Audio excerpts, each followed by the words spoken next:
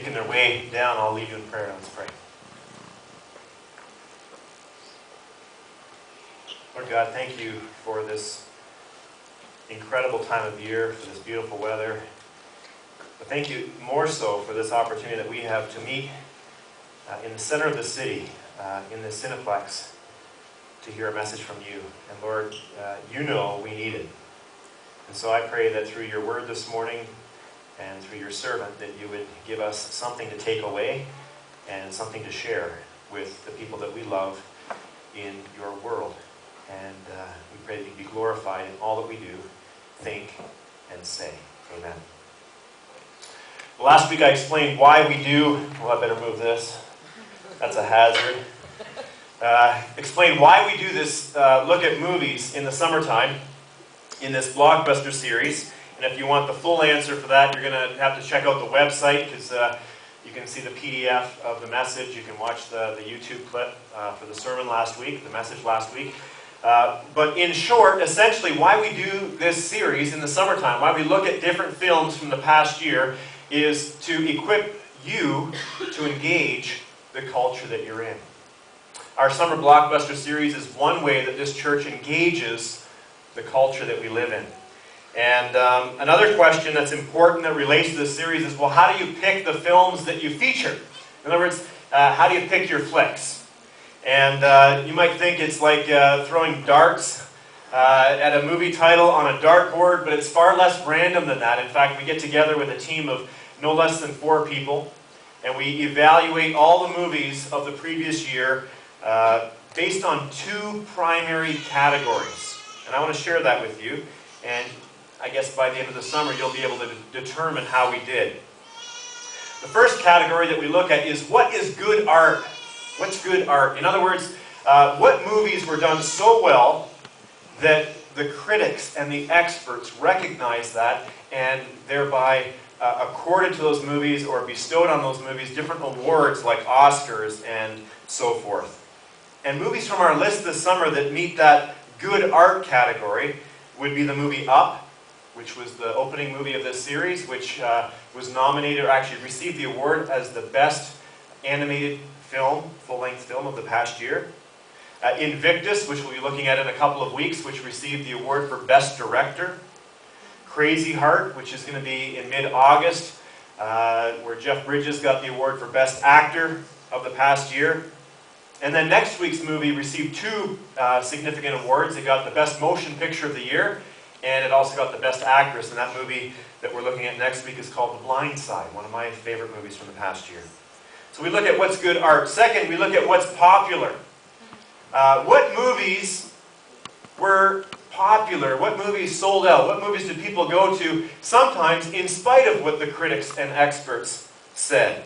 And we've got some of those as well. Last week we did Avatar. I guess that one could fit in either category.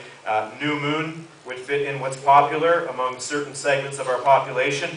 The Book of Eli, which didn't do so well in the box office, but its video rentals are going really well. And perhaps no movie of the last year defied experts' predictions more than the one we're looking at today, which is 2012. 2012. Across the board, critics ranked this movie in a negative light. Rotten Tomatoes, you can go on their website and you can check out like popular opinions and expert opinions. According to the experts, only 40% said that this was a movie worth seeing, and yet it was incredibly popular. It was incredibly popular. During its first weekend in the box office, the movie 2012 earned $290 million, which is almost $100 million more than it cost to make. So in the first weekend, it made more than it cost to make this movie over a number of years.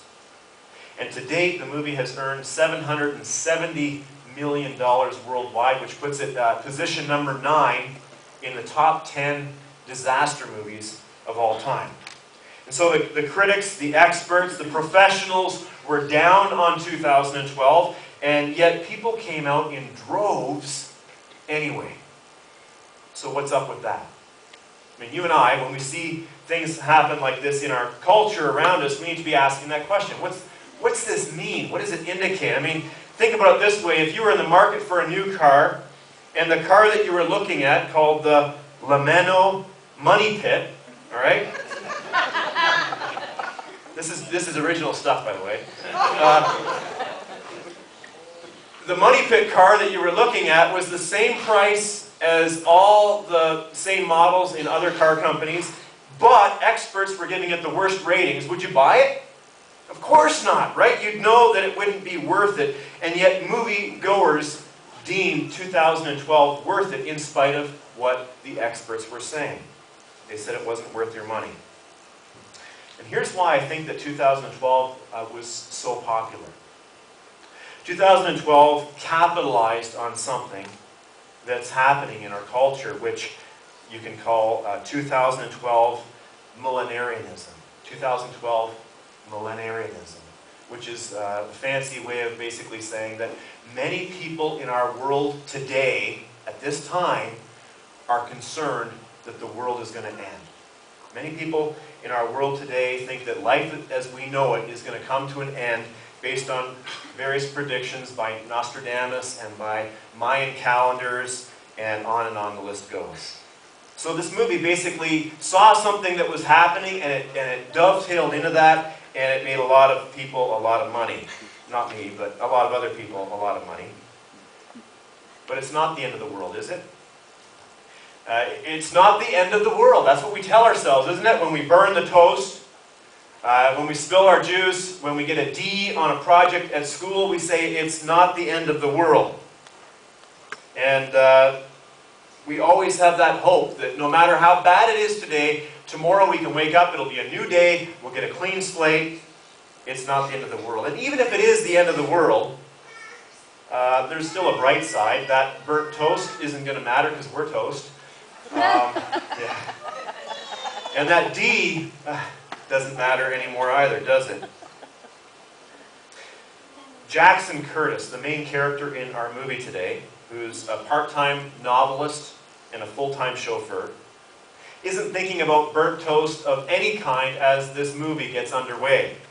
He's thinking about the trip to Yellowstone National Park and what a great time that he and his kids are going to have camping there. He's thinking about what terrible timing his sport utility vehicle has, stubbornly deciding not to start when it knows full well that it's time to go. He's thinking about how his ex-wife is going to kill him when he's late to pick up their kids. He's thinking how silly it'll look when he takes his boss's limo to Yellowstone for a camping trip.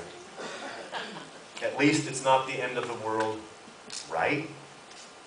But of course it is, or close enough.